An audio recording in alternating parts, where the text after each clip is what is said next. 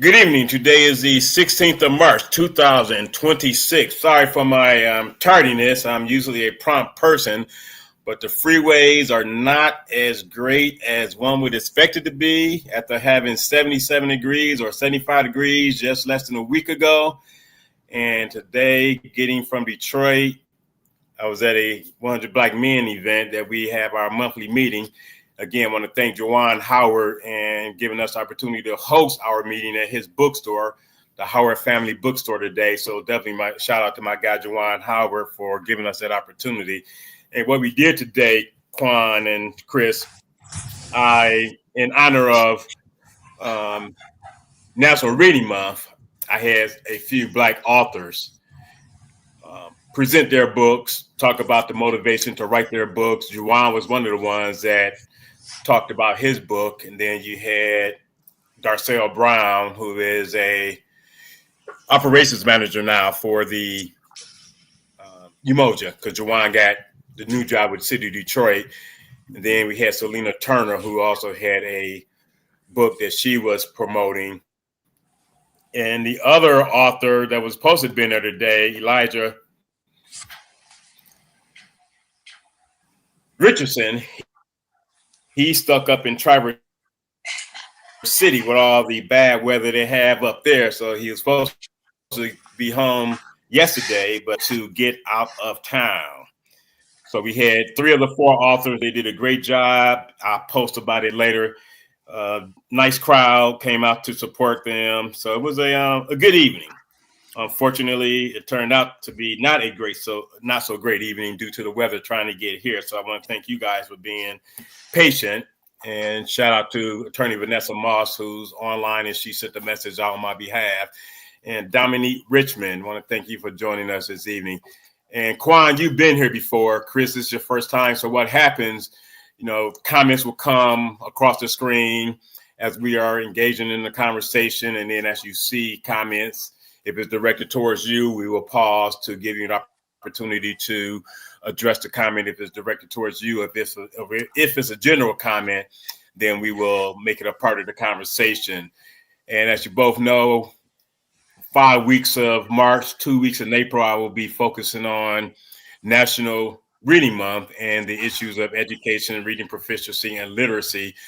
Part of today's show, I want to definitely want to have Quan on to talk about his documentary, and then from the perspective of what you do, Chris, in the parent network, talk about not the issues that you might have with the parents, but what role are the parents playing in improving the perception or the negative issues that relates to parent, teacher, parent, student, parent, school district relationships. But I had the fortunate opportunity to see the documentary. Quan, great job you did with that documentary, and you were also there, Chris. And want to give you an opportunity and give you your flowers, because you guys did a great job with that documentary. I was fortunate enough to be able to relate to one of these students because I'm on the board over at Urban Alliance, of which you're showing a documentary this Friday over at Urban Alliance. So I'll be there on Friday for that. But cool. What you did, and your director, your co-director, producer, his name escapes me. You could, let the audience know his name. But that was just an amazing job, because I think it's important, first and foremost, the way you laid out the documentary from the start. You squashed the perceptions that people have. And I think the perceptions people have about the school district, be it Detroit, River Rouge, Saginaw, Flint, has a lot to do with part of your role, Chris. People see on the outside, but you have to get involved and engaged. I was talking to a teacher today on my way down to Detroit for our 100 Black Men event. And, you have to feel for some of these teachers and what they're going through. And you also see this large percentage of teachers leaving the profession. And that's why I feel it's very important. Community. The last 5 letters of the word community is unity. And in order for the community to engage, galvanize, and become a unit of one, everyone has to get involved. And that's important. I don't care if you have a kid in Detroit, River Rouge, Ecorse, Saginaw, Flint, people have to get involved, Quan, and get involved to help these teachers and help these students and help these school districts, because it's going to take a party of everyone to have that united front to improve everything that's going on. So with that being said, again, I'm going to thank those that are watching. Thank you, Kenneth Powell, for watching. As we always ask people to do, like, subscribe, and share. So with that being said, Quan, lead the viewers into the process of that documentary that you did. And, I'm not sure if the event on Friday is open to everyone. I mean, I'm on the board, so I'll be there. But if it's open to people that have time on their schedule to come down to view the documentary, provide that information as well. Okay. All right. Can you hear me all right? Oh, we hear you fine. Also, shout out to Dominique Richmond. Thanks for watching, Dominique. Oh, perfect. Okay. So the documentary is called The Adapt Narrative. ADAPT stands for Awareness, Development, Achievement, Pride, and Triumph. And so the purpose of the documentary was just to kind of show the success stories in Detroit, in our Detroit communities, how families, how schools, how community support the success of our students. And I mean, in short, what it came from was really just seeing a lot of negative media about Detroit ever since I was a young person. And I remember it had to be maybe 1996. I was maybe a sophomore in high school. And I remember we had probably the worst winter storm I've ever seen. And I believe Dennis Archer was mayor at the time. And I remember just watching the national news and the way they reported that snowstorm was like, it wasn't like the worst snowstorm in history. They reported it as, Detroit is so incompetent. They didn't prepare for this snowstorm and it's bad. That's the reason that it's bad. I was like, wow, why are they showing this on national news? Like, this is not a horrible storm, And so I just remember back then, I was like, man, then I was always keenly aware of how the news and how Detroit was reported, in media. And then in that case, that segues to how, Black people are reported in media. And, the documentary looks at the history of why Black people, and particularly young Black people, are usually depicted in media in negative ways. And so, the premise is that media, since its inception, has been unkind to the portrayal of Black people, and that unkind portrayal has existed all the way up until now. And so this documentary was an attempt, to combat some of those negative stories by telling, successful stories. And so, that's pretty much the premise. We had the opportunity to follow two Detroit high school students through their whole year of senior year of high school. And we had the opportunity to kind of show how, like you said, Eric, the success of the students wasn't just the, prerogative of at the school, but it was like everybody's mission for that to happen. And you kind of really get a chance to see that throughout the film. But then also, one of the other things that we wanted to show was that success is not an anomaly. You have lots of stories like that across the city. And so our goal is to tell more of those stories. One of the things I talk about in the presentation leading up to the documentary is that in 2024, I was approached by a news outlet from Sweden, Switzerland. And it's called 20 Minutes. And I got a message from them. I talked to them, and their goal, they said they were coming to America, and they wanted to come to Detroit in particular, and they wanted to see just all the bad stuff Detroit had to offer. And and as a Detroiter, I was like, well, no, I can show you some of the great things that Detroit has to offer.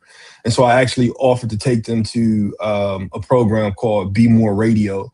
And so Be More Radio is a radio station that's operated by young people in the Brightmoor area, and they tell positive stories about their community, about themselves. They play positive music, and it's just a great program. And so they did go to see that, and they reported on it a little bit, but they still ended up at the Murder Mac. They was actually able to, they interviewed people that had like lots of negative things to say about their city. And hold that thought, Quan, because Murder Mac, for those of I'm from Detroit, but for those that may not know what that is, that's the. I mean, it's not giving them bad publicity. I mean, that's the McDonald's right on Southfield Freeway, and is it Plymouth? I think it's Joy Road. Joy Road, okay, yeah, I know it's Joy Road at Plymouth, right? So yeah. And so they, and I was thinking like, man, they came way from Switzerland just to show, this particular aspect. I'm like, I was like, there's so much that you skipped over. You was mentioning Jawan Howard and things like that. You skipped over so many places that's rich in stories that you could tell about Detroit. Positive stories. Positive stories, yeah. But you chose to, and in the film, we look at where does that spirit come from, like to tell these negative stories or to depict these negative images of African American people. And so it has a long history that we look at in the film. And and again, this is just the attempt to combat a lot of those those negative images and have a conversation about our beliefs about our students, our city, ourselves. We talk about stereotype threat. We also talk about internalized stereotypes and what roles that play and how we view, the next generation and how do we view ourselves. So this is really just to kind of spark discussion. As you saw, with the documentary, we show the documentary, we have discussions afterwards, and really to help cause people to think differently about our city and about our youth. And the unfortunate part about that, Quan, is that you did not do that, but someone from Detroit took them to Murder Mac, as well as other unsavory parts of the city, so that they can put out a perception to spread across the world. But on the flip side of that, I had to give you all the credit in the world, because I was fortunate enough to have ties to both of the students that were previewed in the movie documentary, due to the female being tied to Urban Alliance, the male being a son of a fraternity brother of mine. But I also have to give you credit for not doing the traditional King Castle Renaissance. Your documentary was to show that there are other pieces of greatness in the city of Detroit that does not students that do not go to Cass King or Renaissance, and the school of choice for you was Southeastern High School, right on the east side of Detroit. And the young lady, and I'll let you tell her story, but the young lady is an exceptional student on a scholarship full ride at one of the best colleges in the whole country. And for someone to come from Southeastern to be able to tell that story about Detroit, I mean, I would just, beyond a kid in a candy store with regards to watching that documentary, seeing the involvement, and that's where you come in, Chris, seeing the involvement of her family, her network, her village, her community, being so proud of her, making sure she stayed grounded. So that documentary I talk about the right to read all the time. Your documentary is one that so many people need to watch for sure. Yeah, no, I appreciate that. The goal is, and like you said, is to kind of tell that, in the movie, the young lady you're talking about is Christiana. We had no idea what was going to unfold. We invited students to be, the counseling staff and administration staff suggested some students. And so these are the ones that came and they showed up. And you will see throughout the film, there's other students. They have a complete friend group. And that's something else that, I like to explore as well, is that, having that positive peer group is very important. We talk about mentors a lot, but, I think having that positive peer group gives students a opportunity to practice among peers those things that they may learn from our mentor, from their mentors and things like that. And so that was just a wonderful, just learning and seeing how, and we didn't, you don't see a lot of that in the film, but that was a big part of their success as well as their positive peer group. And so, but the goal was, we have success stories like all throughout at Cass, King, Renaissance, but all throughout the community. Mumford, Cody, there's all kind of stories. Persian, yeah. Osborne, Persian, yeah. And we want to, we definitely want to highlight all those stories because they're everywhere. And they say it just doesn't belong to one particular school or one particular part of the city. All throughout the city, there's those stories. And I think that this is how much negative, whether it's stats, whether it's media, whether it's music, movies, that's not the whole story. We have to take time and, telling the whole story. And just like how you have all those negative, stories coming out like every day, every hour, we can tell proper stories like that as well. And so, and I think that the effect definitely takes a stab at stereotype threat. It takes a stab at internalized stereotypes. It takes a stab at negative bias as well. And it forces, and doing it as a documentary, it forces you to, grapple with it. And then having that discussion, it gives you an opportunity to, discuss with other people like, man, my perception may not have been accurate, or my perception was accurate. And I'm glad to see that it's properly portrayed in media. So you bring upon a different perspective because you had no idea who Christiana was until you started doing the filming. Oh wow! So that makes it even more interesting. Yeah, so we didn't know. Go ahead, Quan.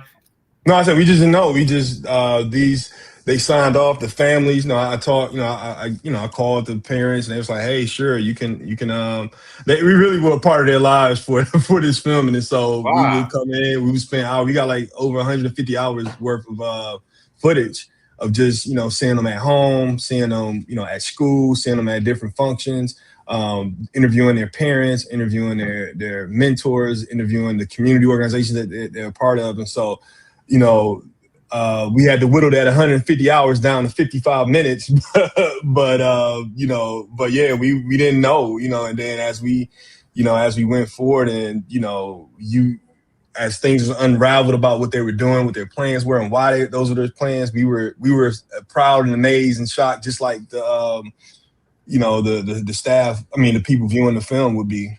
Right. And that brings me to you, Chris, because you are involved with the Detroit Parent Network, and your organization focuses on the parent. Mm-hmm.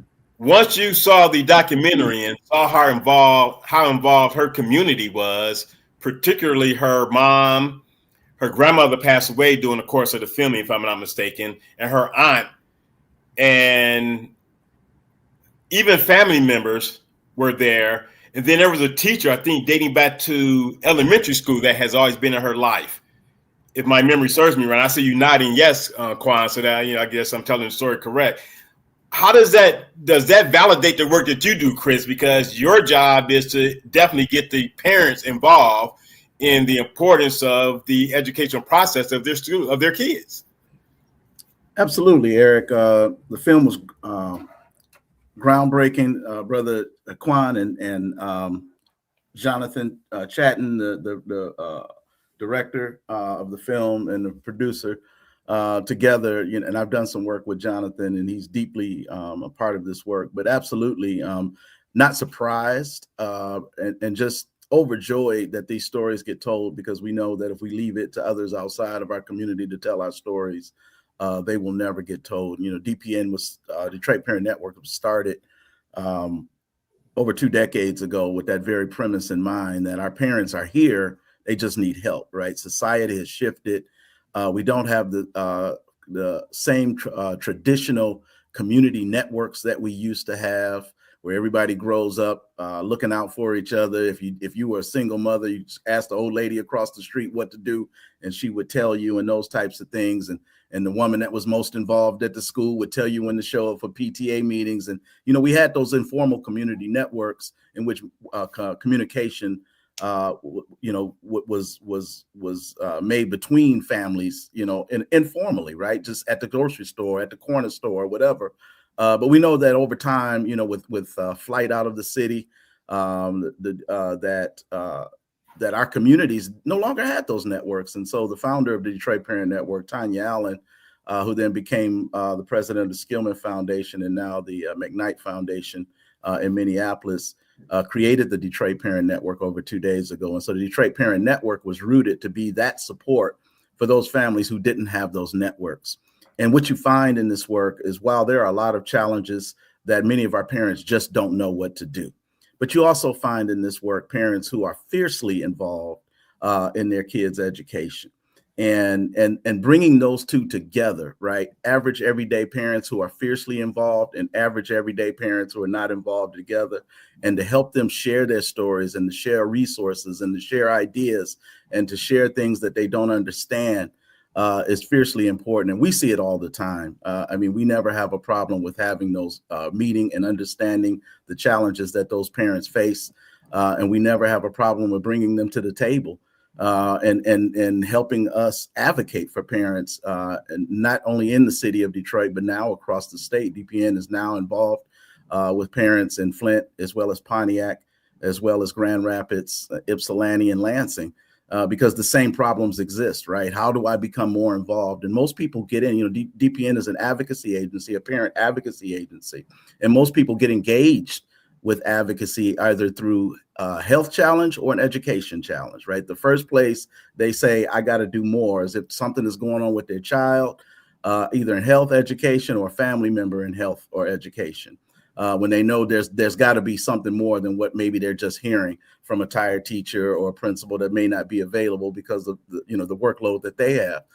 And so these parents, what DPN does is we bring those parents together and we help them become better advocates for their families. We currently host what we call our Parents on Policy Fellowship, which is a 14-week engagement, paid learn to earn engagement, in which we help parents become better advocates for their children, right? Not just show up at the school board meetings when they're mad, but what do you do the next day and the next day and the next day? And who do you call? And how do you prepare your presentation to talk to those folks? And not just get them to nod their heads and say, yeah, you're right, but to take action on behalf of not just because obviously if one parent is having this problem, there are obviously dozens and dozens of parents who may be having the same problem, just by the sheer vastness of our city and the size of our educational institutions.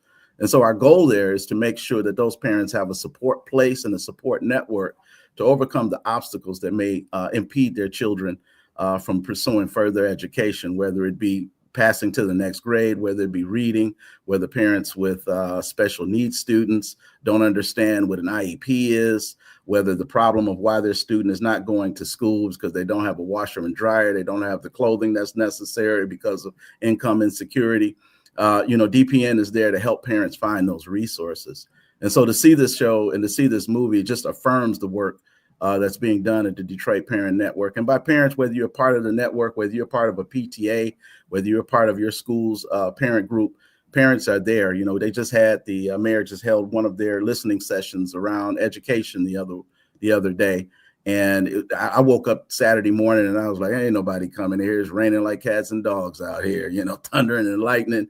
And I said, let me go over here and see what's happening. And I got there and it was standing room only. They had to make people find a seat because the building was packed. And I said, can't nobody tell me that Detroit parents don't care about their kids, right? Can't nobody tell me or show me. And everybody was there. The old usual suspects, brand new faces who just put their kids in school for the first time.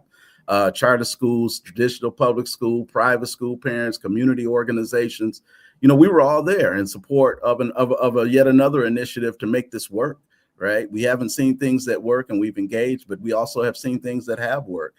And so parents show up, man. When you ask them, one of the things I learned, I had gotten sort of short-sighted actually until I met Quan, right? And Quan taught me, he's like, well, you know, and even though I've been a teacher, you know, I've been in education for 30 years in one facet or another. And even I got frustrated when I was a teacher. Sometimes we get mad when parents didn't show up for parent-teacher conference, right?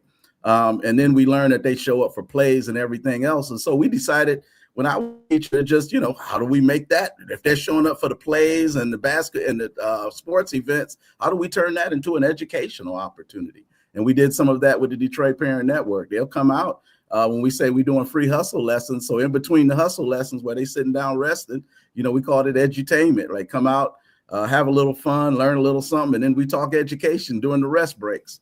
And so there are ways to engage parents and get them involved and help them begin to think differently in the light of the educational, the community things that have broken down in our community for a lot of different reasons that we can get into, but really understanding that the parents, every parent cares about their kid. They may not understand how to do something about it, when to do something about it, but every parent wants the best for their kid. And when you keep that as the focus, then you begin to figure out, okay, what is it that I need to do to engage them? And not just sit back and say, well, this is the way I was engaged, so this is the way I'm going to engage you. But if you're truly there to help somebody, figure out what it is their need, and then approach them with authenticity, with genuineness, and to be there for them, to be part of that support network that they need. And you read my mind, Chris, because I was going to segue into when I grew up, my next door neighbor, myself, we went to Murray Wright. Two people across from us also went to Murray Wright. There was my god sister went to Dominican, you know, a few years after myself. Then you had Osborne, and I was in the Detroit Martin Luther King neighborhood, but King wasn't what it is now. It was then, because I would have went to King, you know, I would have went to King all 4 years. So the last 5 letters of the word community is unity. How do we re-emphasize the positive impact of the community so that the unity in that same community can be as one? Because back in the day, I mean, I'm a class of '82 graduate. So I grew up during a time when, you know, if I got in trouble at my elementary school or middle school, before I got home, people in the community knew about it before my parents knew about it. And my parents did not have a problem with another parent in the community giving me a whipping. So not saying, I don't have a problem with, you know, whippings. Not saying that it cannot come back, but how you get that message across to the community to let them know that they play a role too in the success of every child in that, you know, K through 12, pre-K through 12. Every adult, every parent plays a role in the success of that student. How do we get back to that? And Quan or Chris can, you know, answer it, but how do we get back there? Yeah. First of all, I wanted to thank you, Chris, for mentioning Jonathan Chatton. He's the director of the film. And Jonathan Chatton is he was on board from the beginning. He saw the vision and made it happen. He's a professional professional and an artist, and definitely has a heart for the city. I think Black Pepper Studios. I just want to shout out. Black Pepper Studios. I mean, one of the things is that I think that we look at education as a marker of success, but it's, you know, that's not the only marker. That, you know, everybody has a part to play, and I think to invite people in and let them know that, yo, you have a part to play in the success of youth. You know, you got the teachers who's going to, you know, they have a part to play. The community members have a part to play. And I want to, you know, I saw something come across my timeline with Mayor Sheffield, where she invited the rappers in for a meeting. And I saw Chanel Hampton there, so I know that it had something to do with youth as well. And so even inviting the rappers in and say, listen, your messages and the things and how you move is going to impact the next generation. What can you do to help make it a success? And so, you know, to me, you know, I wasn't around during the 60s, but, you know, just from what I know and studying history, that even, you know, with the Black Power movement, now even the most pop artists they had to change what they were talking about to make sure they was having a message of Black pride. And so, even now, I think, that's a throwback, to, we need rappers to be involved. We need the teachers, we need the community, and just really having that forum where it's like, we want to invite and let you know that it's not just, you can't pass the buck. Everybody has something to contribute.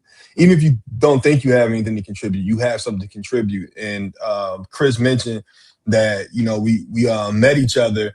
I was working at Frederick Douglass Academy for Young Men. And, that was one of the things for the ninth graders coming in. We wanted to invite as many people. I think that's how I met you too, Eric, through the Men of Douglass. And so we just invited men from the community, from their families, just to come in and say, we need your help. So whether they were painting, whether they were coming in to speak to the children. I think about Derek Davis. He ran a low voltage certification program. And so he came in, he was working at Channel 7. He would come in after school multiple times a week, and he ran a class for free for the students to get certified in low voltage technology. And so which leads to, jobs after you finish. And so, right. They were all, people feel like, they wanted to give a hand in doing something. And so that happened because we were able to invite them in and say, you may not think you have something to offer, but you definitely do have something to offer for our students. So I really think that that's part of it. I know that's not the whole, but that's part of it, is just really commissioning, everybody involved, all stakeholders, say, you are deputizing them and say, you are too responsible for the success of you. And I have to give a special, Willie White, Dr. Willie White. I mean, that's my guy. I've been knowing him since 1984. We ran track together. We were at college together, and that's just my guy. And, over the weekend, there was only one school from DPS represented in East Lansing this weekend for the state championships. That was Douglass.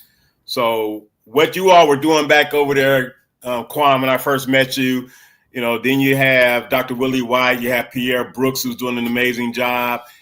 I am a firm believer that what Detroit needs is a all-male academy that's supported by the DPS, because they're doing a lot over there, but the success of the student body is not reflected of the support they get from DPS, in my opinion. Because if they got more support from DPS, that school would easily have 250, 300 students easily. And that's what it deserves. You have a faculty and staff that thinks outside the box. They have a robotics team over there now that's one of the best in the city and state. They have a leadership mandate that they train the young men to go from boys to leave the school as men, young men. And I'll never forget, I was a commencement speaker over there in 2022, I think.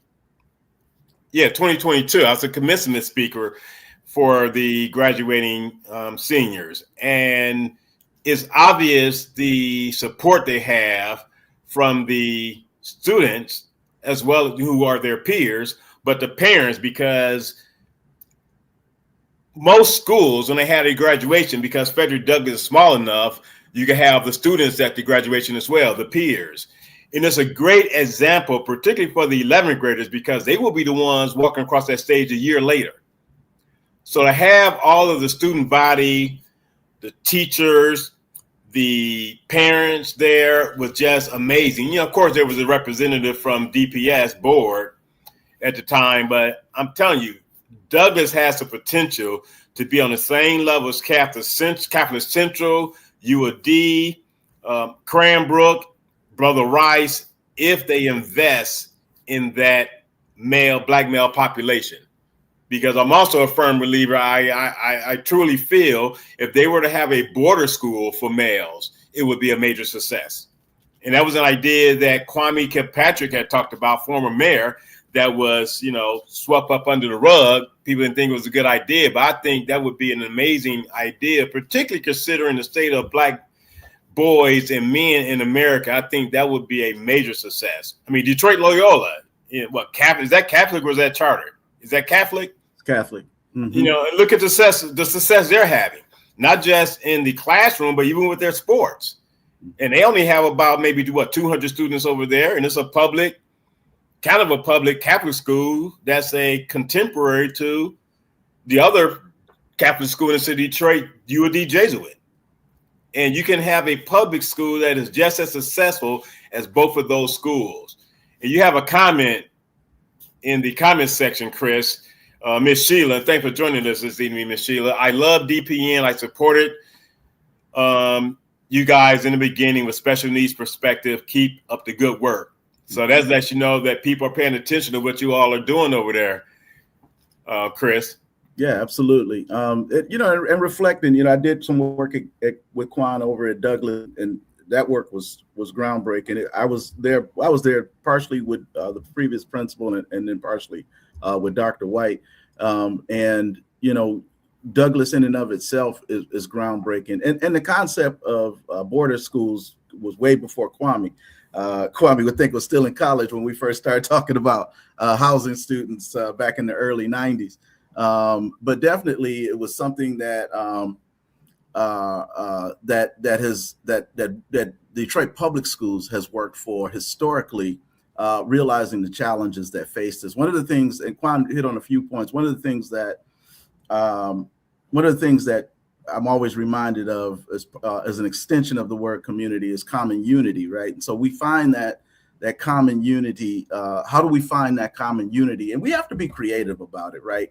Many of us are waiting on things to show up like the way it showed up for us, or many of us are waiting for the things to show up to make us feel comfortable about it. This work ain't comfortable. Our society has changed. The kids do not understand what you understand.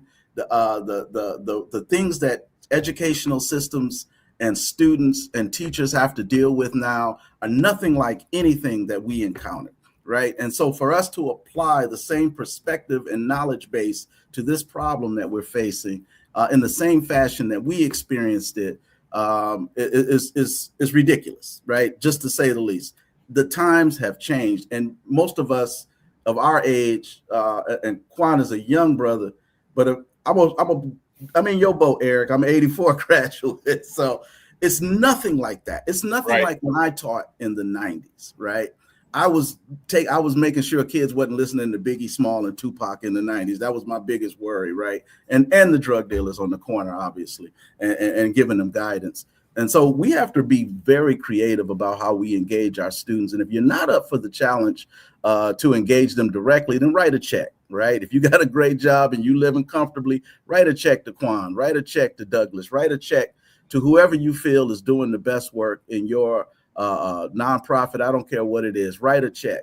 Everybody doesn't have to touch a young man. There are young brothers out here who eat, sleep, and breathe supporting our young students across the board. And so we have to be mindful of that. The other thing we have to be mindful of is sometimes, you know, many of us have been critical of churches for attempting to grow their flock and doing it only within the confines of the church building. And then you have pastors that say, well, nobody comes to church. Well, that's because you're in the church, right? How about going out into the community? And one of the things Quan was very successful at that I witnessed, and I speak of Quan because this is what I witnessed in his work, is leaving the four walls of the school and being a part of the community. When I was a teacher, at the end of the day, I used to walk through the neighborhood as the students were walking home, right? And many of the teachers would say, be careful out there, Mr. Rutherford, be careful, be careful. And I'm like, be careful, like it's broad daylight with, 600 kids walking through the block. Like, what's going to happen to me, And nothing did. They knew I was the teacher from Nichols, and but I built a different type of respect and love from the community where parents who didn't even have their kids in my classroom would come up and ask me for help and support when their kids were having problems with another teacher, or maybe having problems with what the principal did, because I challenged myself to be different and to be a part of that community, not just when the parents came to the building, but when I went out into the community itself. One of the things Quan did to make sure that the 9th grade class was on board was he reached out to every parent who accepted and made sure that they understood that he was a resource and the school was a resource, and that as long as he was there and their child was at Douglas, he was going to make sure that they had a good education and to get them on the right track. You know, those are the little things that you can do, and they're tedious and they require extra work. And we know everybody is tired, but if you're going to do this work, you're going to be tired. You're going to be exhausted. You're going to be overwhelmed. You're going to think about your kids 24 hours a day. You're going to be nervous not to take a day off because you're scared of what they might miss from you not being there. And so that's what education involves.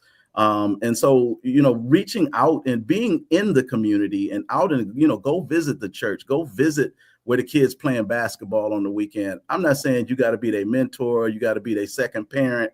I'm saying just be present so that they know that you're real and authentic. You don't have to come from where they come from to know that you're real and authentic. Right. Just know that you're there and that you can support them. And so I encourage folk. I was at a conference in Tennessee not too long ago, and it was a nonprofit, and they were wondering why the community wouldn't come in. And the first thing I said to them is, do you go into the community? Right? You're sitting there saying, oh, I got all this greatness, but they don't know you. Right? They don't know you from Adam. Trust builds everything. Once people trust you, then they respond. And so that's the biggest part of how we build that common unity, how we build that unity, how we build that community, is making sure that we are not judgmental about the conditions that our students live under, that we're willing to put in the work to help them and guide them, solve problems that they encounter, but definitely also be willing to put in the work to do this, go the extra mile for our students. And what I feel like sometimes is that there are not enough of us who are going the extra mile. And sometimes it's not the time you spend with youth, but the time you can spend helping Quan solve a problem, right? Oh man, how do I get all these kids over to this field trip and the school don't have no more money for buses, right? That comes from somebody going, hey man, I got a guy that got a bus company, man. He'll give it to us for little or nothing, man. Right. Shoot, I got 20 guys I can ask $20 from, throw him $200 and he'll get us there. And he's already approved by the district. He's just doing some other things and ain't really actuated on that. Right. It's about putting that message out. We had dads show up. We had men coming into the school on a regular basis. We had one morning, we had dads show up. Quan hosted a breakfast. I took beautiful pictures.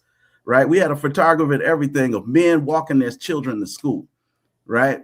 And we attempted to publish. At the time, I was working with the Campaign for Black Male Achievement, which was a national organization. And Detroit was one of our cities. I worked in 5 cities across the country around improving outcomes for Black men and boys.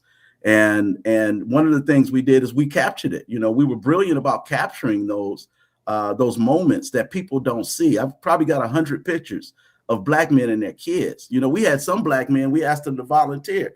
We had about 30 Black men. We served them a little breakfast, and we know how men are. They ain't got time to sit around, talk, and wipe their tears. You know, they came in. I got pictures with men, one in the lap, one in the arm, the daddies, right? Which you don't see. We know they're there, but we don't see them, right? But I had brothers come to me. It's like, hey, man, you know, I just got pulled over. I had some weed in my car. I can't sign no form to volunteer, right? You know, and because you had to get clearance from the district. And clearance, right? Right. And we're like, bro, there's plenty of stuff you can do. You see we got a whole school campus. You ain't got to be around no kids. I don't know what your circumstances is. You don't have to tell me no more. Can you stand on that corner a block away and make sure the kids are safe? Right? Just as a concerned parent. Oh, yeah, Doc, I can do that for real. Bet. Right? So those are the kind of things, those are the creative ways in which, but you have to ask. Right? You have to ask. You know, and you can't just ask them from that point of, please, parents, please. You know, it's about, hey, man, this is what we need. Can you do this one little thing for me? Right? If you ask them to come in and run the PTA, you know, I ain't got time for that. If you ask them to come and spend all Saturday afternoon, a lot of brothers ain't gonna say I got time for that. But if you understand how men think, how men work, the needs of parents, ask them for a little bit, just a pinch of your time. I just need one pinch of your time to help make this a better educational system and a better school for our children. So once we begin to understand that, I think we're headed in the right direction of rebuilding that community that we once had. And Ms. Sheila spoke to some. It's the comment is right there. It's been there for a minute. I want to bring this to you, Quan, because if Detroit schools focus on empowering young men, and I'm bringing it to you directly because I've seen you, the way you interact with your son, and the way you interact with the co-writer of the book that he wrote as well. But you've been at an all-male academy. What is this statement? If Detroit schools focus on empowering young men, what does that mean to you? Man, I think this is the interesting subject for me because so I think that like you said, Douglas is a great place because it's the only school in Detroit that can say that their focus is on the success of young men, you know, which is a statement that sells itself. But I think on the other end, like as black men in education, it's not a lot of us. I would 3%. say just yeah, I just say education. Period. Um, you know, we can't go out and act like we're saviors. We're not saviors. We're not messiahs. We are a continuum of community. And so that believing that you are a savior will cause burnout, will break you, will It'll do all destroy that your stuff to you. family. Yeah, it destroy your family. Yeah, you like you know you talk about me interacting with my sons and stuff. You won't have time to interact with your family because you trying to save a school or Others. you know Yeah. another. And so the thing is that it has to be a shared responsibility. That's the only way for it to be a shared responsibility. I think about the in scriptures in the story of Nehemiah. He had to come back and rebuild the walls of Jerusalem to keep it safe, right? And so the plan, everybody had a weapon in one hand and had a tool in the other hand, and they all rebuilt the section of the wall that was in front of their home. You see what I'm saying? And so everybody had to do it. So that means that if one person didn't come out and rebuild a section that was right in front of their home, there was going to be a gap and it was going to be a weakness, you know? And so we all got to look at it like that. Like we have to build like what's right in front of us, what we're capable of do. When we're trying to do everybody else's job, and I mean by everybody else's job is that there's people that won't be activated because you're like, oh, no, I got it. You ain't got to do nothing, you know? And so we had to let them know, like, I'm just one person. Chris is just one person. Eric's just one person. You know, teachers, you know, and so everybody has to do their job or to do something, you know, and be invited to do something because you know, no one person is going to do it all. And I think you have some people that selfishly thrive off of being considered to be like a savior or something like that. I say, no way. You know, right. I remember it was a school I was working at, and you hear a lot of teachers who talk about this, where they're offered the keys to the building, like, oh yeah, you can have the keys. You know, if you need to come up here, blah blah blah. You know, you know. I say, don't take the keys. Don't take them keys, bro. You got your own keys that you can get into at the crib. You know, because those keys, that's a trap. You know, where you up there on at times that you're not. You know, you staying way after work. You come up there on the weekend, like that work is going to be there, and it's a shared responsibility that you know everybody should be able to tackle. And so I think so. Yes, the schools need to focus on definitely have a handout for the success of young men, but it also has to be extended. You know, like I said before, to everybody, whether you're a rapper, whether you a tradesman, whether you Uber driver, whatever, that has to be on the front of everybody's mind. Like we're building the wall of success for our young people, and so that's everybody's responsibility. And so, yeah, right. The school has a part, but so just like how you made you people point the fingers at the school, is like you got fingers pointing back at you too. So, we all have to do that because burnout is real. A lot of teachers they may do a good job, but secretly they're resenting because they're like, well, I'm the only one doing this, So definitely got to break that whole mode of people thinking that they're a messiah or a savior. You're not. You're just a continuum of the work that's being done. The work is already being done, right? Yeah, I like that. I like that keys analogy because in the human resources field, I tell people all the time, do not link your work email to your personal computer. Do not link your work phone to your personal phone. Yeah. And do not bring that damn computer home, because if you're accessible 24/7, they know. I mean, particularly you got your computer up. IT know who has their computer available. So I don't know. That computer is a work computer, so it stays where? At work. Because as long as they know they have access to you, they're going to be you're making yourself accessible to them. So anyone that's happy to get the keys to the building, I guess they don't understand that someone can write a definition of a food in a dictionary and put a picture in it, it'd be you. Because do not take those keys, do not bring your computer home, and do not link your email address from work to your personal computer. Because if you're available on your personal computer and you have your email linked to it, and you're responding to emails at 11 o'clock at night, you have to be on your computer at midnight. The average person has a propensity to click on an email, be it work or personal, because that's what they do. Every time you click on that email, that's an algorithm too. IT department at your job know that you're up doing work, and you're doing work that you're not getting paid for. You make yourself available to them, and all you're going to get is a thank you. And people need to understand that thank you is not a payday. So quit doing that. So let me read some of these comments, because there's a lot of comments, and I don't want to run out of time. Well, there's no way I could have read all the comments last week. It was just too many. Vanessa Moss, big ups, and that's attorney Vanessa Moss, who's also on the Detroit Black and White platform on Wednesdays, Friday, and Saturday, also running for Wayne County probate judge. Big ups to the men in the community that are engaged and committed. I am not only speaking about Eric, Chris, and Quan, but I include Kenneth, Derek, and the other men that continue to do the work. And Derek and Kenneth are regular viewers to the Detroit Black and White platform. Then you have Miss Sheila, meeting students where they at. Meeting students where they at, then bringing them to the level that they need to be, interpreting what is written. And then you have another comment from Miss Sheila, teach young men to stop comparing and start competing with their old self. And that's real talk. Yeah, it's too much competition. Competition, unless you play in a sport, there's no need to be competing against each other. It's about helping each other. I like to use the term coopetition. Oh, that's a good, okay. Just like I tell people all the time, and they be having fundraisers. I say no. And I told Alfonso Amos this, Quan. You and me, I don't know if you met him yet, but he's the executive director of Urban Alliance. And I told him the other day, because what they're doing, they're trying to utilize some of that space they have. So they had an event for the other occupants in the building, so they could get to know one another, and they can know what Urban Alliance is all about. And I told him, don't just get them coffee and donuts and bagels. Let that be a friendship, a friend-raising opportunity, because we all have fundraising events all the time. Let that be a friend-raising event, so you get to know each other, because some of those businesses in the same building you're going to need.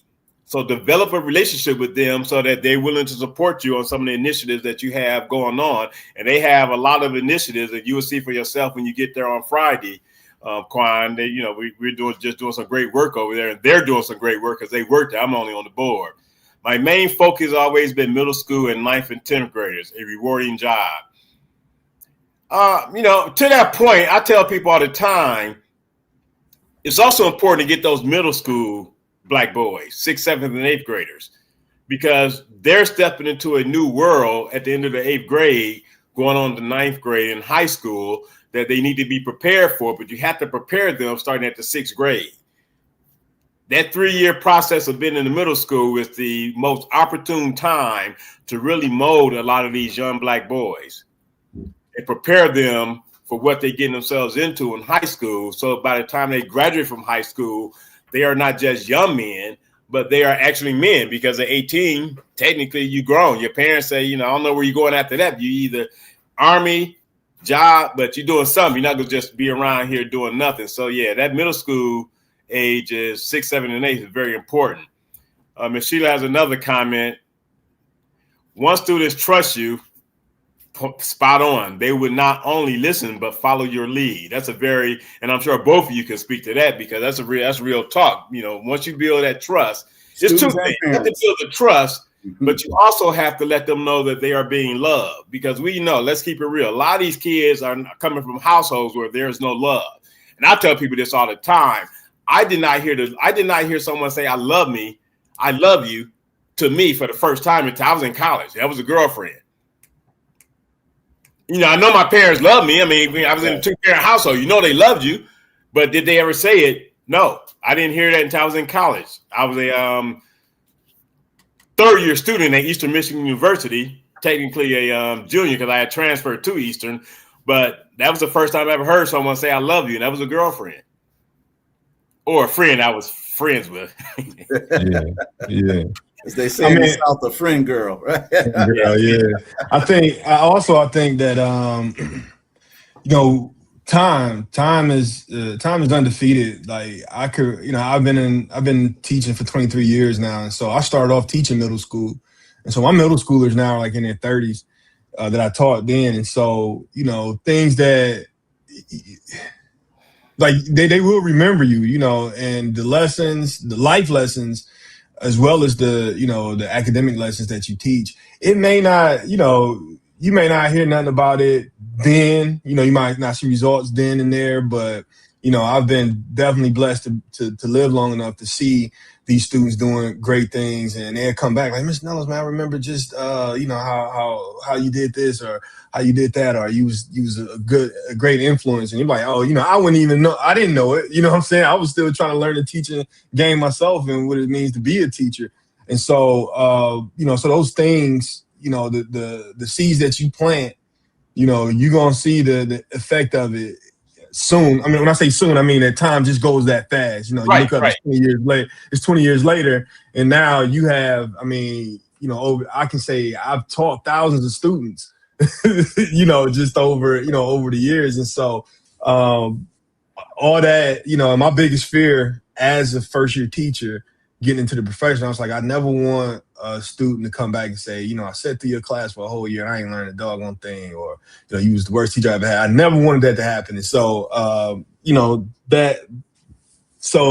definitely starting in middle school, but knowing that they're still come, they can be 30s and they still say, hey, Mr. Neloms, I'm still their teacher. Right, they still view me as being their teacher, and so I've worked with students have become colleagues. I've worked for former students, like doing work for them and their companies and things like that. So, even in those dynamics, I'm still like, oh, you still Mr. Neloms, you're my teacher, So yeah, definitely starting, at whatever level, but know that it's a lifelong situation. I'll say commitment, but yeah, it's a lifelong thing. So right. And with the last couple of minutes, the comment is on the board, if you can see it. If not, I'm an educator. There are not many programs to inspire young men. Using the last 2 minutes, I give each of you 30 seconds each, and then we do closing comments. How do you address this comment? I don't know. I might have some disagreement with that. There are a lot of programs out here. There are a lot of brothers doing mentoring. They're not all the same. Some of them are better than others. For young men and young girls, I think what might be missing is a place where you can find all of that stuff in one spot, so you can kind of pick and choose, what works best for your child. So I know middle school might be a gap for middle school students. Is a place where, and I just in talking to funders, there's not a lot of support, which is, like you said, a critical space. But I think there are a lot of them out there. I think with a little digging and a little work, you can always reach me at the Detroit Parent Network, and I can refer 2 or 3 to you that I know of. But, my work with the Campaign for Black Male Achievement, I knew of a lot of them. But being here in Detroit and focused, I met so many brothers, and they're still growing. I got brothers coming to me today. My daughter's fiance he's like, how do I grow this mentoring program? Right? He just moved back from Nashville after graduating from TSU. Okay. And so he's like, how do I build this mentor program? So I think it's building. I think what may be hard for some parents is being able to find those programs, if you're not on their social media, not in the algorithm to see them pop up and those types of things. But I think there are a lot of programs. Sometimes I might even think there are more programs than need, right? I think some programs could be bigger if they just, if it wasn't so many small programs. And then you got your churches. There are churches that you don't know of that are doing things with Black young males as well as girls right now. And if you're not a member of that church, you might know. But I do feel like a lot of them do exist. So I may take some disagreement with that, but I don't know that person's experience in trying. What about you, Quan? Yeah, now the only thing I would add is being able to be connected to those programs. I mean, on both ways, I think there are a lot of men that I would run across. That's where you're familiar with I Am in Demand. That's where that came from, was to be able to connect men to opportunities to be mentors, volunteers, and educators. And so there's all kind of programs that's looking for mentors. But if you're someone that's looking, like I said, I just got off the phone with somebody today who's he's a DPS alum, and he works for Yale at now. And he's like, I'm trying to do a program back in the city because this is where I come from, And so there's all kind of, people that's doing things, that's looking to give back. And I think, like Chris said, it's just, I think, a matter of connecting. So if Miss Sheila, reaches out DPN or, there's a, you can be connected into that network of what, of what's going on. We kind of do that all the time where we connect families to, these actual opportunities. And last thing I want to add, you mentioned earlier, there will be a screening of the Adapt narrative film this Friday at Urban Alliance, but I think that's kind of closed off to students and the people involved in Urban Alliance. But there will be another screening at the U of M Detroit Center on April 23rd at 5 p.m. So that's open to the public as well. So if you want to check that out, we're not streaming it yet. We are in the middle of film festival season, and so we've submitted to a mini film festival. So we're waiting to see if we've been accepted. Once we're done with the film festival season, which conclude during the summer, we'll have it available, not just for private screenings, but also available for people to watch it, screening it on their, on their computers as well.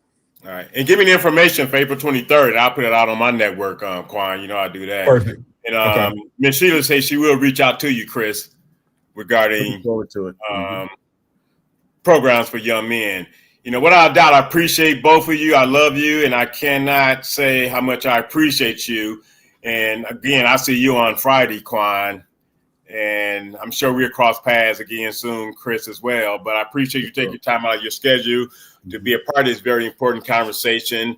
And until next time, because there will be a next time, and I appreciate you all always willing to come on and be a part of the show, because the more we talk about things that people don't know, the more we're giving people information about the things they need to know.